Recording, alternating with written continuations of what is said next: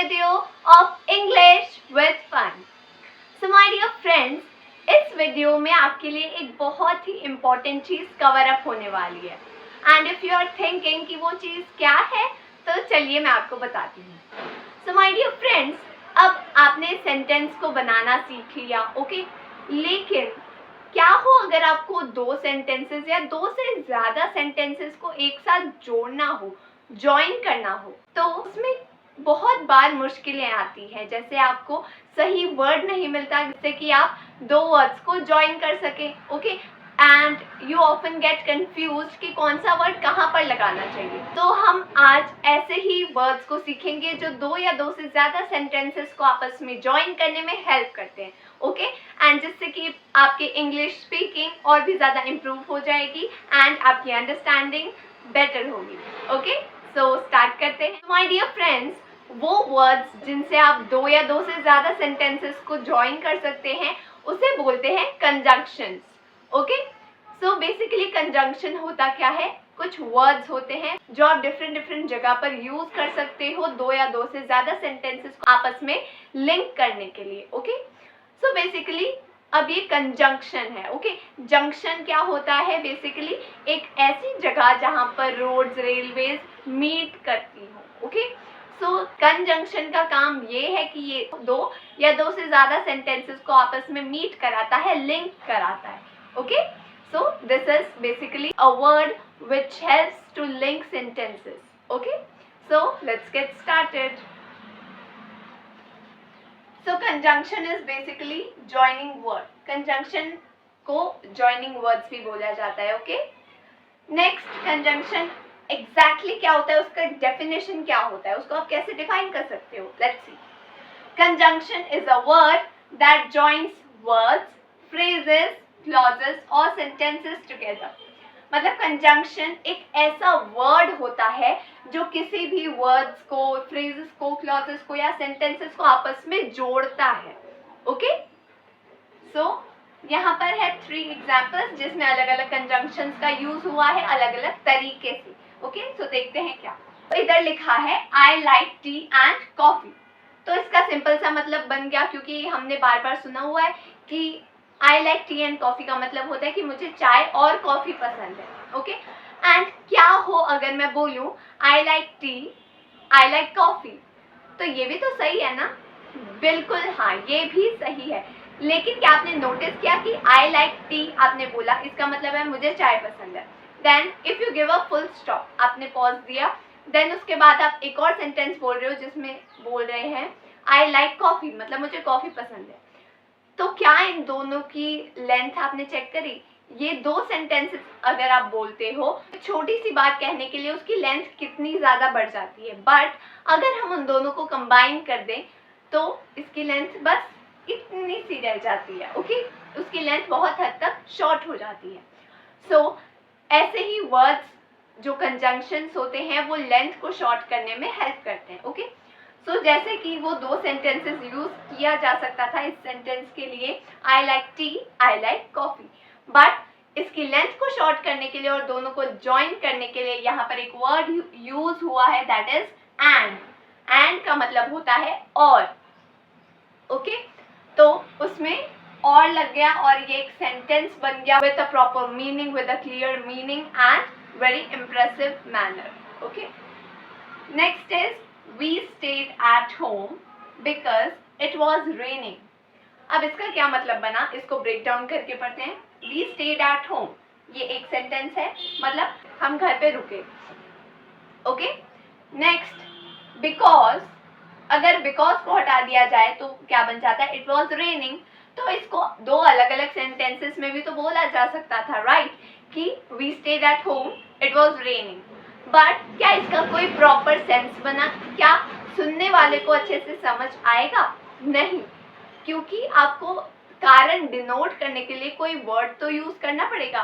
सो जो word use होगा वो है because, okay.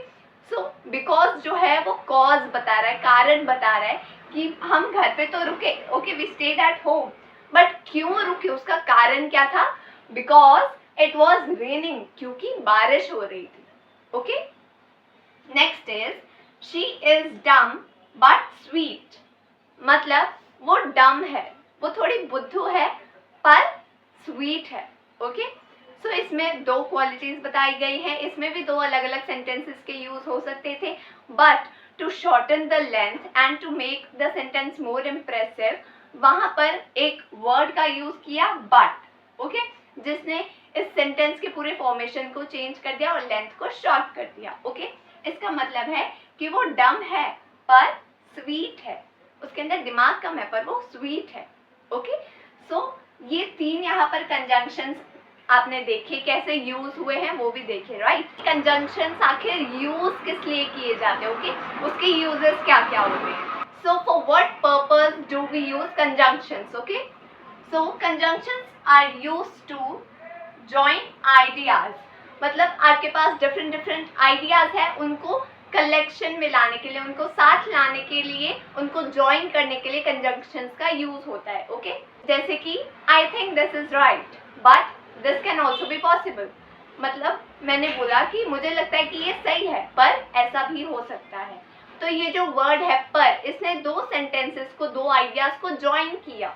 Okay, next is avoid repeating words, मतलब कंजंक्शन क्यों यूज किए जाते हैं, ताकि रिपीटिशन कम हो, रिपीटिशन कम हो। ओके, एक ही वर्ड आपको बार बार यूज ना करना पड़े, जैसा कि हमने पिछले एग्जांपल में देखा कि I like coffee and T, तो इसको अगर एंड लगाकर कंबाइन ना किया जाए तो इसके दो अलग अलग सेंटेंसेस बन सकते हैं, which goes like I like coffee, I like T. Okay, तो ये आई लाइक आपको दो बार रिपीट करना पड़ेगा, एंड जब एंड का यूज होता है तो आई लाइक आपको सिर्फ एक बार लिखना पड़ा। ओके, तो एक साथ कंबाइन हो गया, आपको एक ही सेंटेंस को दो बार लिख के उसको रिपीट नहीं करना पड़ा। ओके, सो ये भी कंजंक्शन का एक बेनिफिट होता है। Next is make sentences smooth and meaningful. अब सेंटेंसेस को स्मूथ करने का काम करता है और मीनिंगफुल बनाने का काम करता है कंजंक्शन। ओके, तो ये स्मूथ कैसे बनाता है और मीनिंगफुल कैसे बनाता है, दो अलग अलग सेंटेंसेस को आप बार बार लिखने की बजाय एक वर्ड को यूज करके उन दोनों सेंटेंसेस को आपस में ज्वाइन कर सकते हो और वो और भी ज्यादा इफेक्टिव बन जाता है। Okay, so these are the benefits as well as uses of conjunctions. Okay, I hope you are clear about this. So my dear friends, conjunction की सबसे पहली टाइप होती है coordinating conjunctions. Okay, so coordinating conjunctions क्या होते हैं और कैसे यूज होते हैं, अब हम ये सीखेंगे। Okay, so coordinating conjunctions क्या करते हैं, join करते हैं equal words, phrases और independent clauses। अब ये इक्वल वर्ड्स या फ्रेजेस यानी कि ग्रुप ऑफ वर्ड्स को ज्वाइन करते हैं। ओके, एंड इंडिपेंडेंट क्लॉजेस क्या होते हैं, कुछ ऐसे सेंटेंसेस होते हैं, कुछ ऐसा ग्रुप ऑफ वर्ड्स होता है जिसको कंप्लीट एंड मीनिंगफुल करने के लिए किसी और सेंटेंस की हेल्प की ज़रूरत नहीं होती है। ओके, फॉर एग्जाम्पल मैंने खाना खा लिया।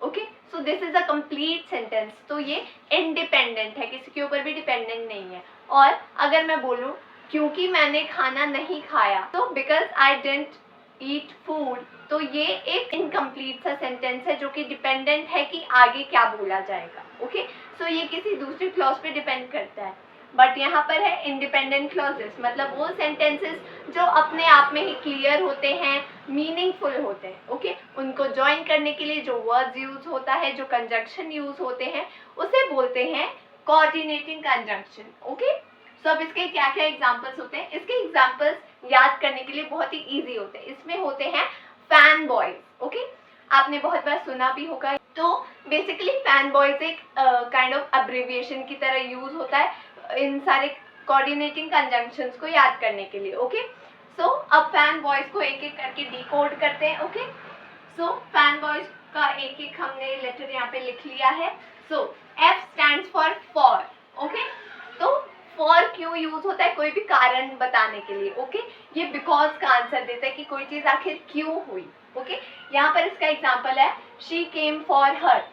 अब यहाँ तक अगर देखा जाए शी केम, तो this is an independent clause, मतलब इसका भी पूरा मीनिंग बन रहा है कि वो आई। ओके, बट वो क्यों आई, उसका कंप्लीट मीनिंग बनने के लिए यहाँ पर यूज होगा फॉर, मतलब वो उसके लिए आई, तो ये कारण बता रहा है कि वो उसके लिए आई। ओके, सो यहाँ पर for is used for conveying the reason कि वो आई क्यों आखिर. Okay, next is A.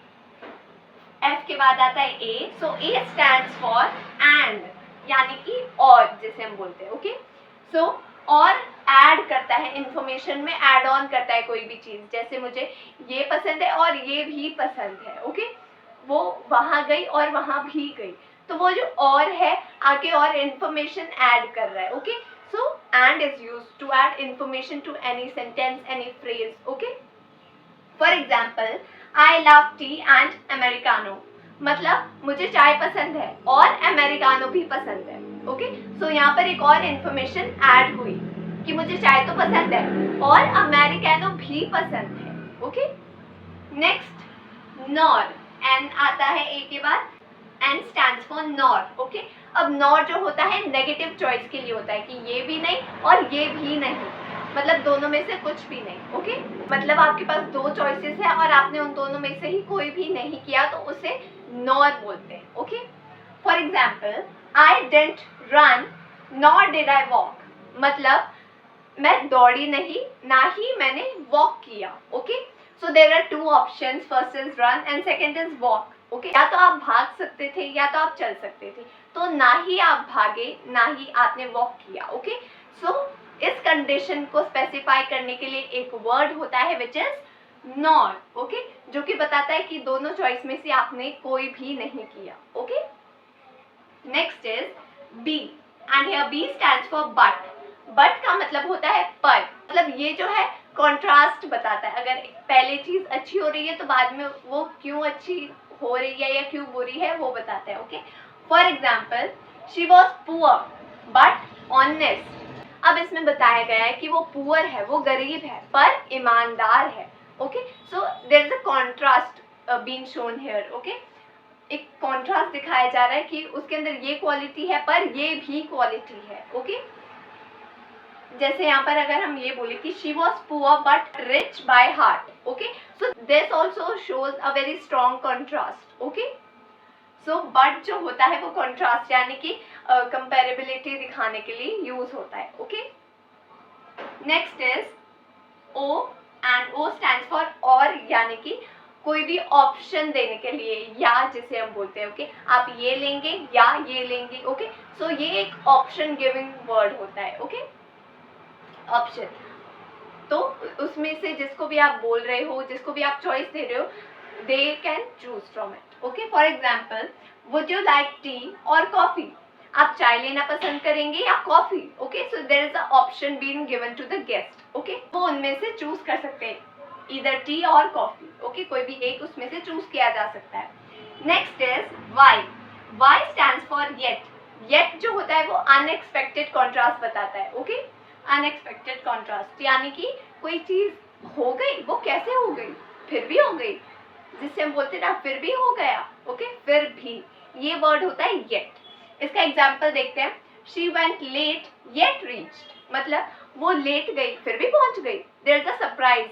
Okay, there is a unexpected thing happening, जो आपको बिल्कुल भी उम्मीद नहीं था कि ये हो जाएगा, वो हो जाता है, तो वहां पर यूज होता है yet. Okay, next is S.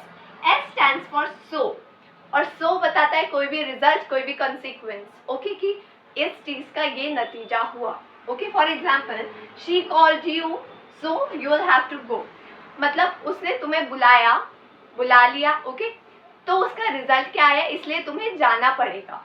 Okay, so you will have to go, so this is a kind of result. Okay, so I hope आपको कोऑर्डिनेटिंग कंजंक्शंस अच्छे से क्लियर हो गए हैं. तो after first coordinating conjunctions, second आता है subordinating conjunctions. Okay, so basically subordinating conjunctions क्या होते हैं और ये क्यों यूज होते हैं, let's see. Subordinating conjunctions connect a dependent clause with an independent clause. मतलब ये जो कंजंक्शंस होते हैं ये एक डिपेंडेंट क्लॉज को एक इंडिपेंडेंट क्लॉज के साथ ज्वाइन करते हैं. ओके, इसका मतलब कि आपके पास एक कलेक्शन ऑफ वर्ड्स होगा जो डिपेंडेंट होगा. ओके, दूसरे क्लॉज के ऊपर डिपेंडेंट होगा कि वो कंप्लीट हो जाए उसका मीनिंग बनाने के लिए. Okay, and another one would be independent, उसे किसी की जरूरत नहीं है, वो अपने आप में ही एक कंप्लीट सेंटेंस होगा. ओके, लेट्स सी अब इसके अंदर कौन कौन से कंजंक्शंस आते हैं पहले वो देख लेते हैं. Okay, because, while, although, before, if, after, since, when, unless. Okay, ऐसे ही और भी आते हैं बट यहाँ पर मैंने अभी इतने ही लिखे हैं. अब इसके एग्जाम्पल्स देख लेते हैं ये कैसे कैसे यूज होते हैं. Okay, so the first example is because it was raining we stayed home. अब इस पूरे सेंटेंस का मतलब ये बनता है क्योंकि बारिश हो रही थी तो हम घर पे रुक गए. Okay, so this is the meaning.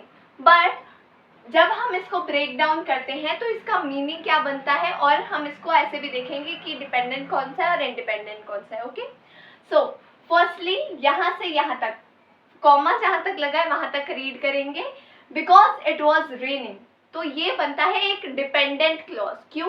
क्योंकि ये आगे कंप्लीट नहीं हुआ है. ओके, अब इसका मतलब है क्योंकि बारिश हो रही थी तो आगे क्या क्या हुआ आगे आखिर. ओके, सो ये डिपेंडेंट है, इसको अभी कुछ और चाहिए जो इसको मीनिंगफुल बनाए. ओके, एंड जो नेक्स्ट है after comma we stayed home, ये एक कंप्लीट सेंटेंस है. ये बोल रहे हैं कि हाँ हम घर पे रह गए, हम घर पे रुक गए. ओके, सो इसका पूरा मीनिंग बन रहा है, इसे किसी की जरूरत नहीं है for completing it. Okay, this is a dependent clause and after the comma there is an independent clause.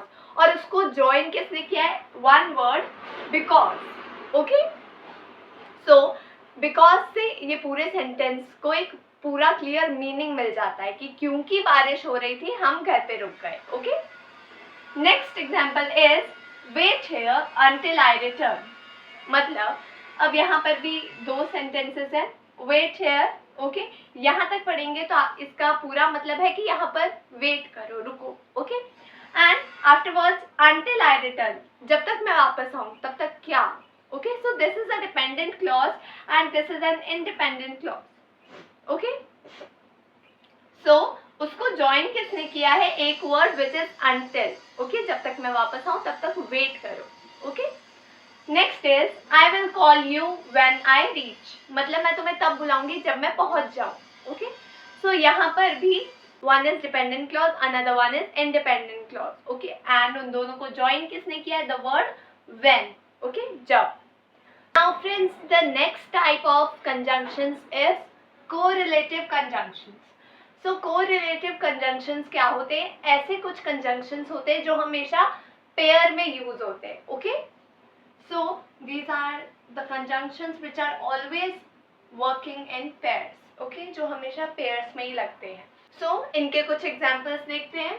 both and, either or, neither nor, not only but also, whether or. okay, ऐसे ही और भी correlative conjunctions होते हैं जो एक साथ pair में use होते हैं. ओके, एंड यस, इसका याद रखने का तरीका बहुत ही सिंपल है. कोरिलेटिव में पेयर्स आते हैं, ये आप कैसे याद रख सकते हैं? यहाँ पर डबल आर होता है तो आर का एक पेयर है. ओके, सो इससे आप याद रख सकते हैं कि कोरिलेटिव में डबल आर होता है तो इसमें पेयर्स वाले कंजंक्शंस होते हैं. ओके, सो अब इसके कुछ सेंटेंसेस देख लेते हैं, उससे आपको और क्लियर हो जाएगा कि इसको कैसे यूज करना है. Okay, so the first sentence is both Srishti and Rusha are friends. मतलब दोनों सृष्टि और रुषा दोस्त हैं. ओके, सो यहाँ पर बोथ एंड का यूज हुआ है. ओके, एंड यस, इसमें कोई मैंडेटरी नहीं होता है कि ये दोनों पेयर आपको एक साथ ही यूज करना है. ये डिफरेंट जगह पर एक ही सेंटेंस में यूज हो सकते हैं. Okay, now let's see the next example which is either you take the medicine or an injection. मतलब या तो तुम दवाइयाँ लो या injection. Okay, so this is basically choice दी जा रही है सेंटेंस में, इधर और को यूज करके चॉइस दे सकते हैं. Okay, next is not only he is a big businessman but also a generous man. मतलब ना ही सिर्फ वो एक बड़ा बिजनेसमैन है, व्यापारी है, बट वो एक जनरस मैन भी है, वो एक उदार इंसान भी है. ओके, हम बोलते हैं ना सिर्फ यही नहीं पर ये भी, तो उसके लिए यूज होता है नॉट ओनली बट ऑल्सो का pair. Okay, so I hope आपको ये कंजंक्शंस भी अच्छे से क्लियर हो गए. फ्रेंड्स, यहाँ पर होता है कंजंक्शंस का टॉपिक खत्म.